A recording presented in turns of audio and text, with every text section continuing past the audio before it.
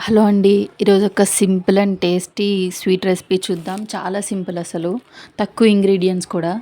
ఈజీగా తక్కువ టైంలో అయిపోతుంది. ఎప్పుడైనా ట్రై చేయండి ఇలా.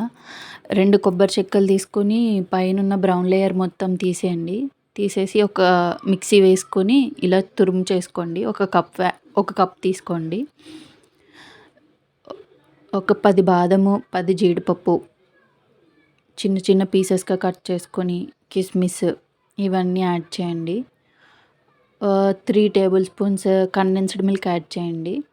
ఇది కంపల్సరీ యాడ్ చేయండి. టేస్ట్ బావుంటది.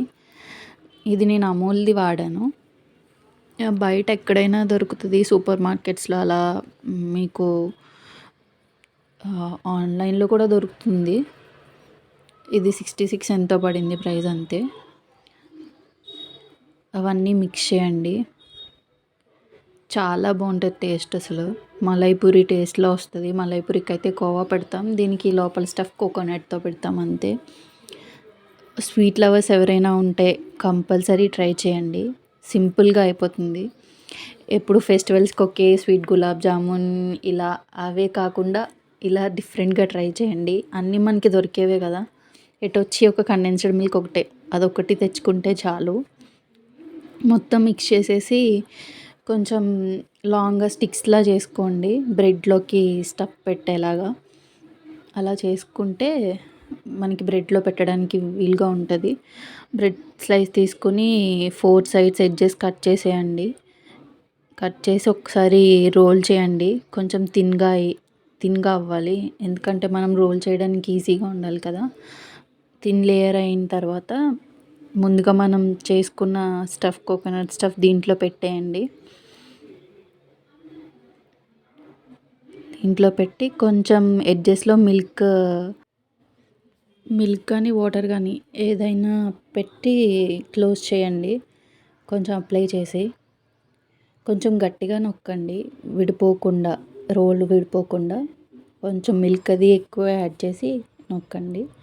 చూడండి ఈ విధంగా మొత్తం క్లోజ్ చేస్తే బయటికి రాదు. కోకోనట్ స్టఫ్ అది. తర్వాత ఒక పాన్ పెట్టుకొని ఆయిల్ వేసుకొని హీట్ చేసుకోండి డీప్ ఫ్రైకి. ఈ రోల్స్‌ని దాంట్లో వేసేసి మొత్తం బాగా వేగనివ్వండి. గోల్డెన్ బ్రౌన్ వచ్చే వరకు 2 సైడ్స్ వేపండి. డీప్ ఫ్రై చేయండి. అదే పక్కన స్టవ్ పైన కొంచెం షుగర్ సిరప్ పెట్టుకోండి. ఒక గ్లాస్ షుగర్ వేసుకొని, ఒక గ్లాస్ వాటర్, కొన్ని యాలకులు వేసి ఇప్పుడు మనం గులాబ్ జామున్‌కి షుగర్ సిరప్ ఎలా పెట్టుకుంటామో అలానే పక్కన పెట్టుకొని ఉంచుకోండి. ఇవి వేగిన తర్వాత దాంట్లో వేసుకోవడమే. చాలా సింపుల్ రెసిపీ అండి. త్వరగా అయిపోతది.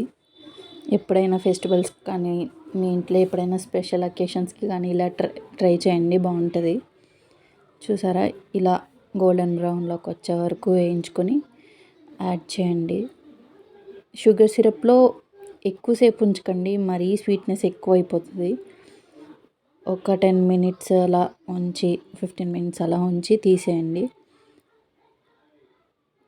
తీసేసి కొంచెం ఒక బౌల్‌లో వేసుకొని దానిపైన కొంచెం డ్రై ఫ్రూట్స్ యాడ్ చేసుకొని గార్నిష్‌కి కొంచెం కండెన్స్డ్ మిల్క్ యాడ్ చేసి తినండి.